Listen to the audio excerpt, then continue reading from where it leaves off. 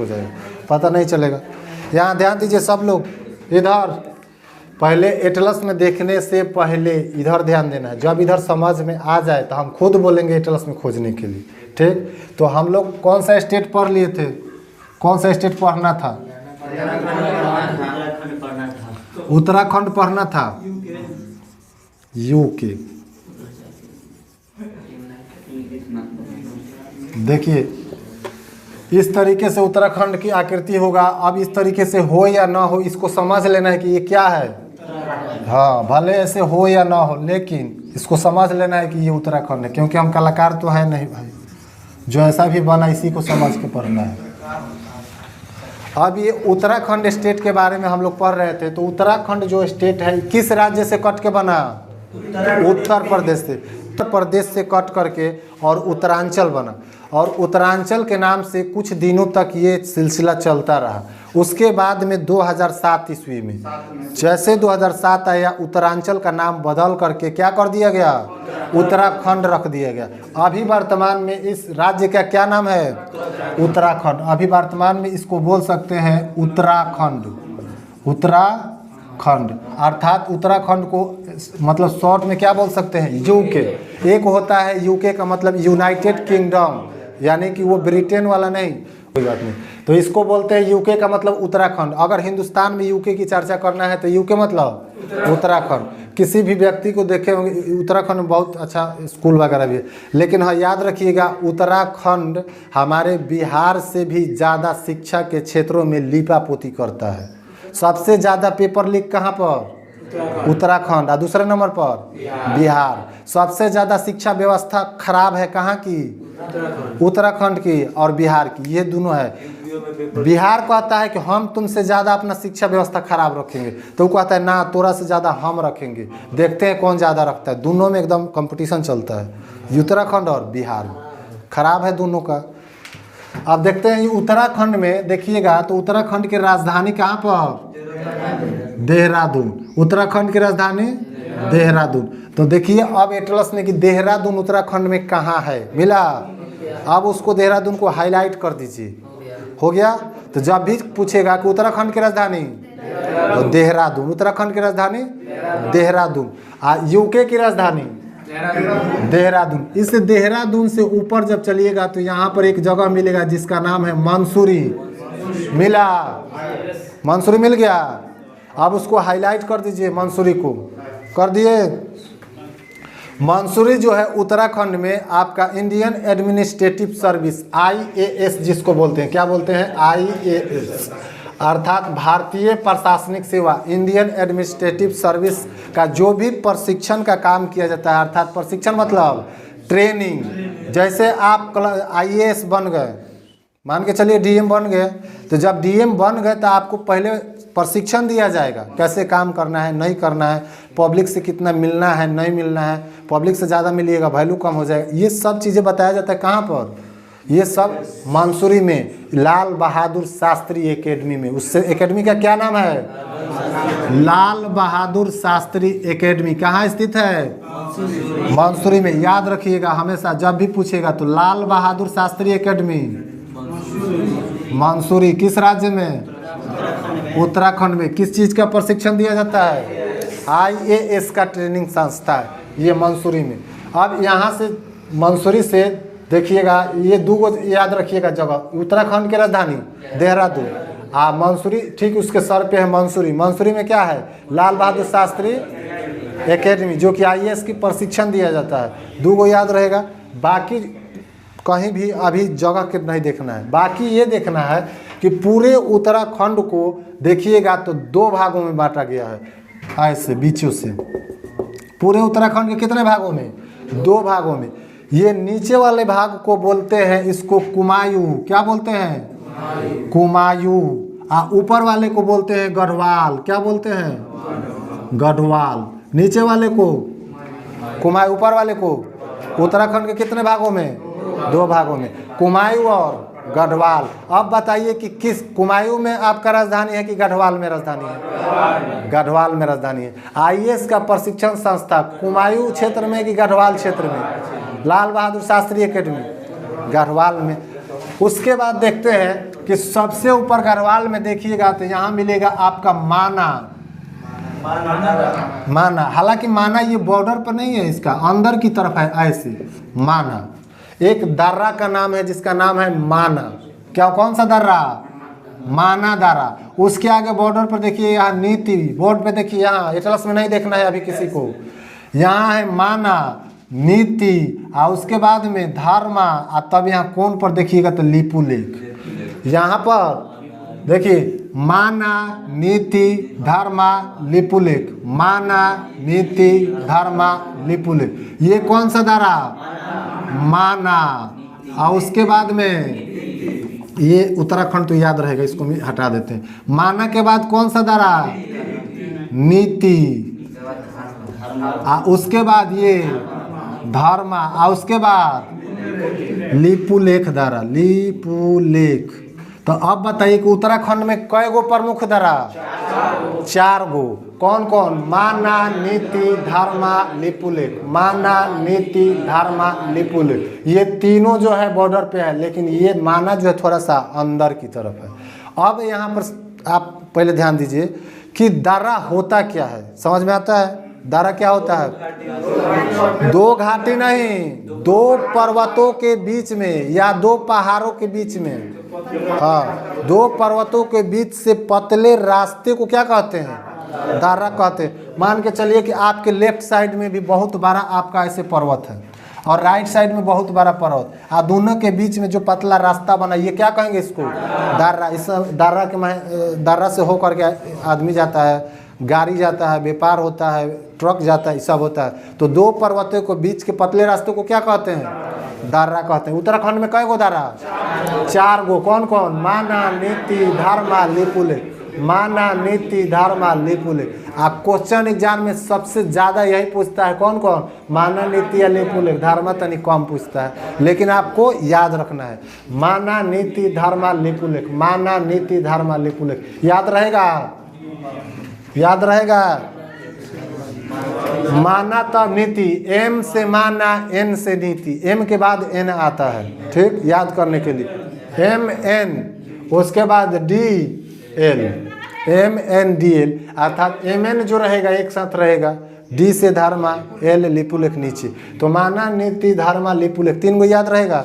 ये जो लिपुलेख दर्रा है, यहाँ पे थोड़ा सा समझते हैं कि यहाँ पर क्या है। ये लिपुलेख दर्रा जो है ना 3 जगह से ये मतलब सटता है। एक चाइना, दूसरा आपका नेपाल और तीसरा हिंदुस्तान। यहाँ पर जब देखिएगा तो ये जो बॉर्डर बनाता है, एक नदी का नाम, इसके ऊपर देखिएगा तो एक पर्वत है जिसका नाम है काला पर्वत, काला पानी, काला पानी, काला पानी नदी है, काला पानी। काला पानी पर्वत से कौन सा नदी निकलेगी? काली नदी निकलती है। काला पानी पर्वत से कौन सा नदी निकलती है? काली नदी निकलती है। ये काला पर्वत से काली नदियाँ निकल के और भारत और नेपाल के बीच में बॉर्डर बनाता है। यहाँ से ऐसे ये देखिएगा तो ये नेपाल है, यहाँ से ऐसे। ये कौन सा देश? नेपाल। और भारत का ये मतलब कि उत्तराखंड और नेपाल दोनों के बॉर्डर के बीच में कौन सी नदी? काली नदी। कौन सी नदी? काली नदी। जब भी पूछे है कि भारत और नेपाल के बीच में कौन सी नदी बॉर्डर बनाती है, या उत्तराखंड और नेपाल के बीच में कौन सा नदी, तो काली नदी। काली नदी कहाँ से निकलती है? काला पानी से निकलता है। कहाँ से निकलता है? काला पानी से। ये जो लिपुलेख दर्रा है, इधर नेपाल, इधर भारत और ऊपर वाला पार्ट ये सब किसका? चाइना का। तो यहाँ पर ये 3 देशों का सीमा सटता है लिपुलेख दर्रा पर। किस क्वेश्चन पूछ दिया, कौन सा दर्रा पे 3 देशों का सीमा सटता है? लिपुलेख दर्रा। किस दर्रा से 3 देशों का सीमा सटता है? लिपुलेख। उत्तराखंड में कई गो दर्रा? 4 का नाम बताइए। माना, नीति, धर्मा, लिपुलेख। माना, नीति, धर्मा, लिपुलेख। 4 याद रहेगा। यहाँ तक कोई दिक्कत? आगे चले। चलिए अब चलते हैं आगे। उत्तराखंड के कितने भागों में बांट दिए? 2 भाग में। पहला कुमायूं, दूसरा गढ़वाल। मंसूरी के बगल में देखिए, सब लोग अपना अपना अब एटलस पर ध्यान ले जाइए।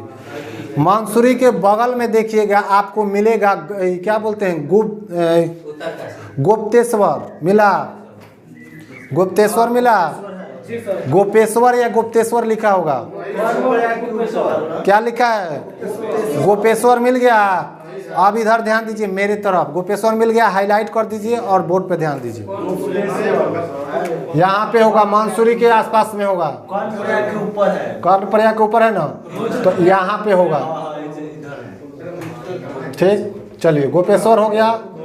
गोपेश्वर जो ये स्थान है, ये यहाँ ध्यान दीजिए। अब सब लोग एटलस में हाईलाइट कर दिए गोपेश्वर, हाईलाइट करके आप बोर्ड पर ध्यान दीजिए, जल्दी हाईलाइट कीजिए सब लोग, खोजिए कहाँ मिला, कहाँ मिला गोपेश्वर। आप समझ रहे हैं कि लिख रहे हैं? दोनों कर रहे हैं, समझिए, लिखिएगा बाद में, लिखिएगा तो फिर दिमाग में नहीं जाएगा। मिल गया आप लोगों को? गोपेश्वर मिला। ये जो गोपेश्वर है ना, इधर ध्यान दीजिए बोर्ड पे, बात नहीं। गोपेश्वर जो है ये चमोली एक डिस्ट्रिक्ट का नाम है। क्या नाम है? चमोली। डिस्ट्रिक्ट का क्या नाम है? हाँ, जिला का नाम है चमोली। उत्तराखंड में एक जिला का नाम है जिसका क्या नाम है? चमोली। उस चमोली जिला का पूरा मुख्यालय हेडक्वार्टर कहाँ है? गोपेश्वर। क्या लिखा हुआ है? गोपेश्वर। तो पूरा चमोली जिला का हेडक्वार्टर गोपेश्वर, इसीलिए एटलस में मिलेगा गोपेश्वर, चमोली नहीं मिलेगा। मिलेगा चमोली? खोजिए तो तने, नहीं मिला।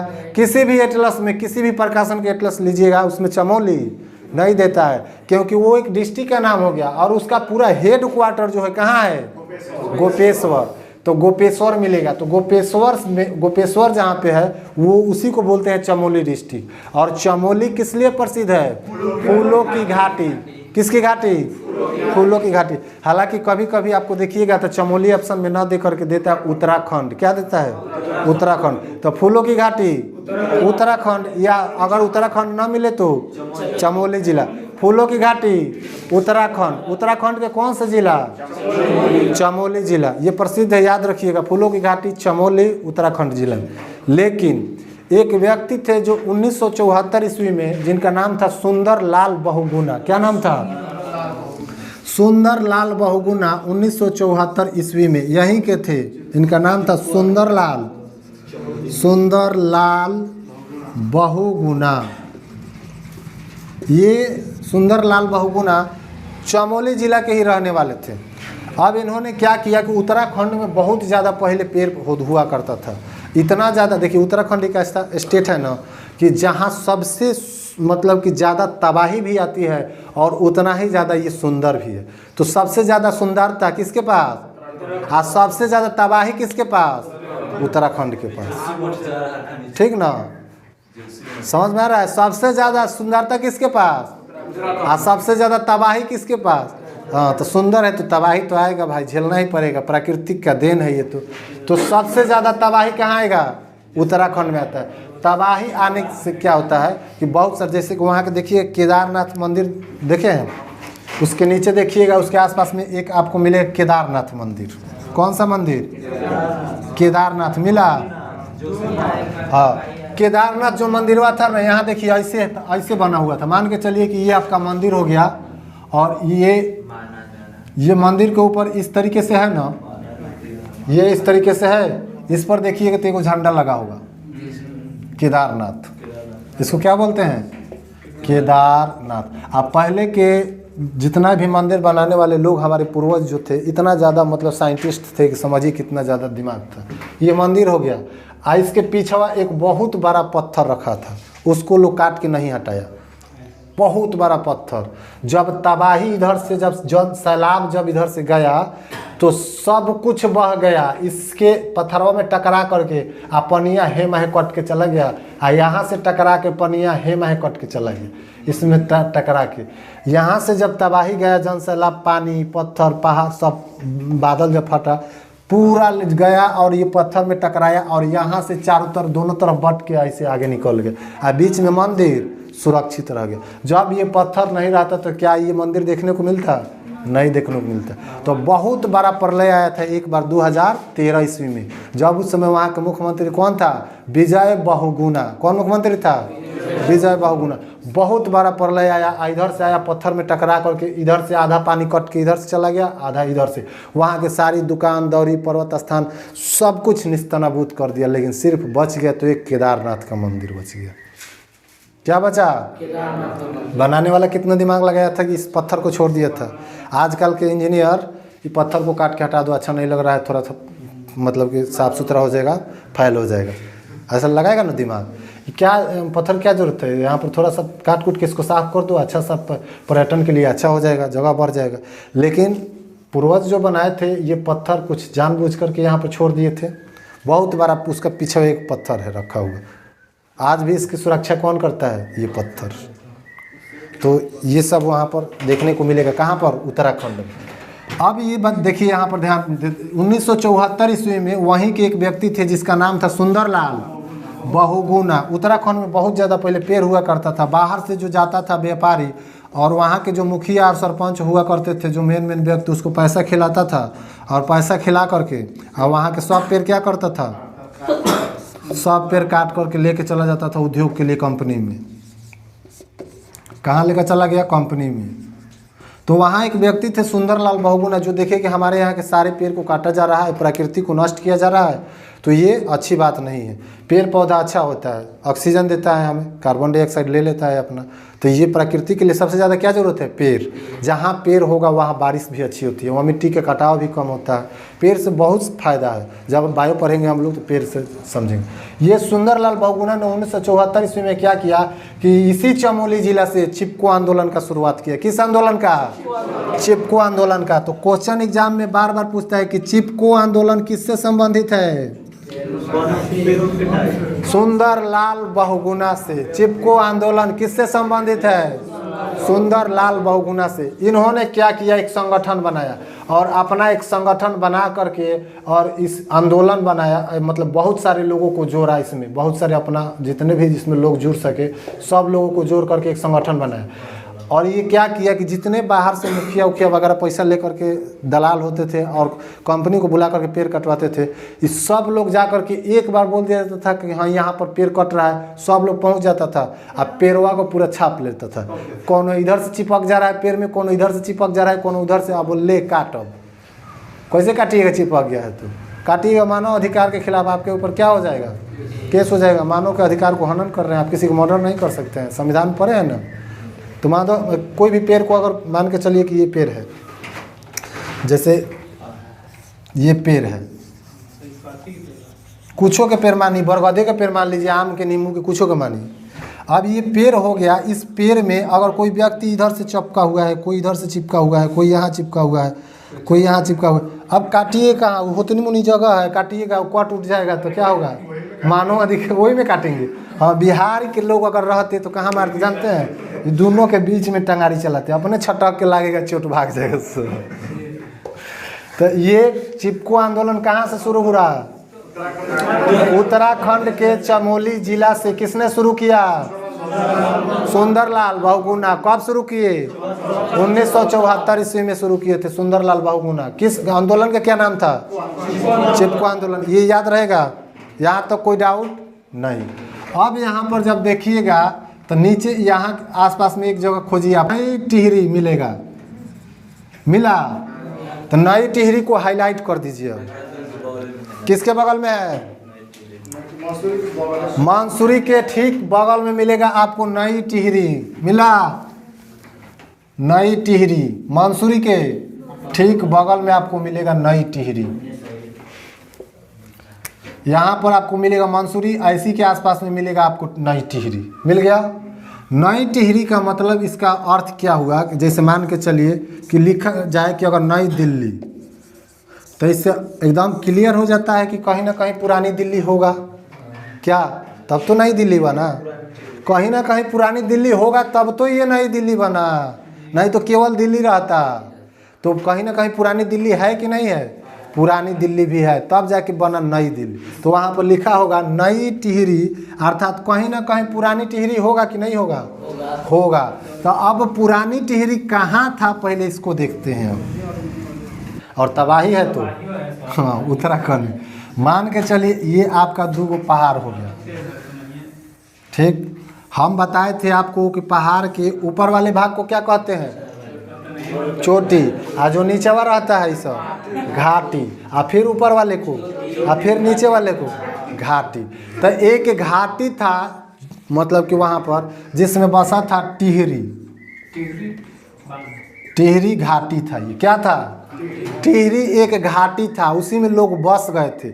जब बस गए थे उस घाटिया में, तो यहाँ पे बहुत सारे लोग अपना अपना मकान घर बना करके रहने लगे। बहुत सारे लोग कब्जा करके, मतलब जैसे भी हुआ पलानी वगैरह दे करके अपना सब लोग रहने लगे। यहाँ पर घाटी में क्या हुआ कि दिमाग लगाया सरकार कि अगर यहाँ पर पर्वत है, यहाँ पर पर्वत है, आई दोनों को अगर पर्वतवा को हम मिला करके अगर बांध देते हैं तो समझ जाइए कि ये दोनों, ये घाटी में ये बहुत ज़्यादा पानी एकत्रित हो सकता है कि नहीं? ये घाटी में उधर भी पहाड़, इधर भी पहाड़, आई दोनों के बीच में अगर बांध दे तो इसमें क्या होगा? घाटी में पानी जमा हो जाएगा। तो ये क्या किया कि ये बांध यहाँ पर बना दिया, और यहाँ पर जितने सारे लोग बसे हुए थे इस सबको कहा, बबुआ तू लोग यहाँ से हट जा, दूसरे जगह जाके बस जा। जैसे गायब सबको कहाँ लेके चला गया? नई टिहरी में। कहाँ ले गया? पुराने टिहरी गायब, पुरानी टिहरी पूरा गायब। अब यहाँ से जितने सारे पानी आ रहे थे पहाड़ों पर से, ये सब यहाँ पर बांध बना दिया, जिसका नाम क्या पड़ा? हाँ, टिहरी बांध परियोजना। क्या नाम पड़ा? टिहरी। जो पहले क्या था? ये टिहरी एक बस्ती था, अब बस्ती को उजाड़ के दूसरे जगह शिफ्ट कर दिया गया, और यहाँ टिहरी पर एक बांध बना दिया गया, इसीलिए इसका नाम पड़ गया टिहरी बांध परियोजना। क्या नाम पड़ा? टिहरी बांध परियोजना। अब इस बांध में एक जगह कहीं पर सुराग कर दीजिए। अब इस बांध से क्या निकलेगा? इधर से सब पानी आ रहा है, ये बांध बना दिए, अब पानी को रोक दिया। एक जगह से कहीं से सुराग कर दिए, सुराग करके इसमें से क्या निकलेगा? अब इसमें से पानी निकलेगा, ऐसे पानी बाहर की ओर, ऐसे पूरा एकदम तेजी में बाहर की ओर निकलेगा। यहाँ से कहाँ से निकले? जहाँ से सुराग किए हैं वहीं से, बाकी कहीं से नहीं निकलेगा। यह सुरागवा में क्या किया जाता है कि बहुत बड़ा बड़ा मजबूत इसमें पंखी लगा दिया जाता है। क्या लगाया जाता है? पंखी। जब पानी के धार उसमें मारेगा तो पंखिया क्या करता है? उसमें नाचता है। तो जैसे आपका डायनेमो जब नाचेगा, डायनेमो चलेगा, तो उससे क्या उत्पन्न होगा? बिजली उत्पन्न होता है। अब ये सारी बिजली, इसके मेंटेनेंस में खाली खर्च लगेगा, ये सारा बिजली अपना देश में सप्लाई करते रहिए। तो बांध बना दिया जिसका नाम पड़ा टिहरी बांध परियोजना। कौन सा बांध परियोजना? टिहरी बांध परियोजना। तब पूछेगा क्वेश्चन आपसे कि टिहरी बांध परियोजना किस नदी पर है? तो ये किस नदी पर है? ये भागीरथी पर देता है। हालांकि वहाँ दो नदियाँ मिलती है, लेकिन मुख्य रूप से आपको कौन सा नदी देगा? भागीरथी। भागीरथी कौन सा नदी? भागीरथी का पानी आता है यहाँ घाटी में, तो यहाँ पर बांध बना के रोक दिया गया। पानी जाएगा कहाँ? आइए वो छेदा कर दिया जाएगा। छेदा का मतलब उसका एक साइज बना दिया जाएगा भोंका जैसन, वहाँ से क्या निकलेगा? पानी निकलेगा। पानी निकलेगा, उसमें हम लगा देंगे मजबूत पंखी, और उससे क्या चलेगा? डायनेमो। जब डायनेमो चलेगा तो करंट पैदा करेगा। करंट पैदा करेगा तो अपना क्या बोलते हैं? पावर हाउस में जाएगा, वहाँ से डिस्ट्रीब्यूट करते रहिए। तो ये बिजली उत्पन्न करने के लिए बनाया गया है टिहरी बांध परियोजना। और टिहरी बांध परियोजना किस नदी पर? अब पूछेगा तो बता दीजिएगा ना। अब पूछता है कि इस टिहरी बांध परियोजना की ऊंचाई कितना? तो 255 मीटर। कितना? 255 मीटर ऊंचा पानी को अगर रोक के रखा गया है तो समझिए कि उस पानी में कितना उसमें स्थितिज ऊर्जा होगा कि नहीं होगा? स्थितिज ऊर्जा होगा। पोटेंशियल एनर्जी बोलते हैं उसको। स्थितिज ऊर्जा को क्या बोलते हैं? Potential energy. गतिज ऊर्जा को क्या बोलते हैं? Kinetic energy. तो स्थितिज ऊर्जा 255 मीटर ऊंचा अगर पानी को हम रोक के रखे हुए बांध से, तो उस पानी में वेग होगा बहुत ज़्यादा, ऊर्जा बहुत ज़्यादा। तो जब ऊर्जा ज़्यादा तेज़ी में आएगा तो पंखिया कितना तेज़ चलेगा आप समझिए। 255 मीटर ऊंचा पानी है, और वो पानी का जब वहाँ पर जब झटका लगेगा तो पंखी कितना तेज़ चलेगा? कितना हो बारा पंखी लगा दीजिए, उसको कितना तेज़ चलाएगा समझ लीजिए। अब उससे क्या उत्पन्न होगा? बिजली उत्पन्न होगा। बिजली पूरे देश में। कभी कभी पंखिया उजाड़ के लेकर चला जाता है तोड़ ताड़ के, ऐसा भी होता है। तो टिहरी बांध परियोजना किस नदी पर? कितना मीटर ऊंचा? 255 मीटर ऊंचा। अब क्वेश्चन यहाँ पूछता है कि देश के सबसे ऊंचा बांध, टिहरी बांध। देश का सबसे ऊंचा बांध, देश का सबसे ऊंचा गुरुत्वीय बांध, भाखरा नांगल बांध। कौन सा बांध? भाखरा नांगल। देश का सबसे ऊंचा गुरुत्वीय बांध, भाखरा बांध। जबकि केवल अगर जनरली रूप से पूछे कि सबसे ऊंचा बांध, टिहरी बांध। याद रहेगा ना दोनों के। क्या लगता है देख रही है तो ताजमहल छोटा लगता है, कुतुब मीनार ऊंचा एकदम, बांस नियर ऐसा ही पतला बिल्डिंग है पूरा ऊपर, हाँ बुर्ज खलीफा जैसा है। ताजमहल उनहु से ऊंचा, हेनहु से ऊंचा, पीछे से ऊंचा, हेनहु से ऊंचा, बीचों में ऊंचा, पूरा ऊंचा। लो उससे भी ऊंचा है, लेकिन नहीं लगता है कि हाँ ये उतना है ऊंचा। चलिए इसको मिटाएं तो सबसे ऊंचा बांध टिहरी बांध। याद रहेगा आप, सबसे ऊंचा बांध टिहरी बांध, सबसे ऊंचा गुरुत्वीय बांध भाखरा। जब गुरुत्वीय लगा देगा तब बोलना है भाखरा बांध। लेकिन जब ऐसे पूछेगा कि सबसे ऊंचा तो टिहरी बांध, टिहरी। यहाँ तक कोई दिक्कत?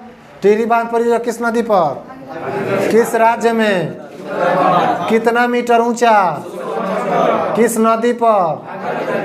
यहाँ तक अब क्लियर हो गया। अब चलते हैं आगे। मंसूरी में कौन सा academy? Lal Bahadur Shastri academy. Lal Bahadur Shastri academy कहाँ पर?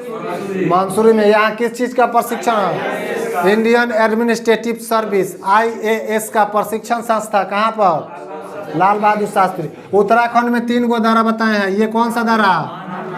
ये कौन सा दारा? ये माना नीति धर्मा लिपुलेख, माना नीति धर्मा लिपुलेख। 3-4 गो दारा याद रहेगा। अब ये चारों प्रमुख रूप से याद रखिएगा। उसका राजधानी कहाँ? देहरादून। कुमायूं में कि गढ़वाल में? गढ़वाल में। अभी हम लोग कुमायूं के बारे में चर्चा नहीं किए हैं, ठीक। अब देखिएगा तो इसके आगे रहने देते हैं नेक्स्ट क्लास में। ज़्यादा लंबा हो जाएगा तो फिर दिक्कत हो जाएगा, ठीक। हाँ बाकी आगे इसके आगे अभी उत्तराखंड के बारे में, अभी स्थल के बारे में कुछ बताइए नहीं किए हैं। अगले क्लास में सब बताएंगे वो।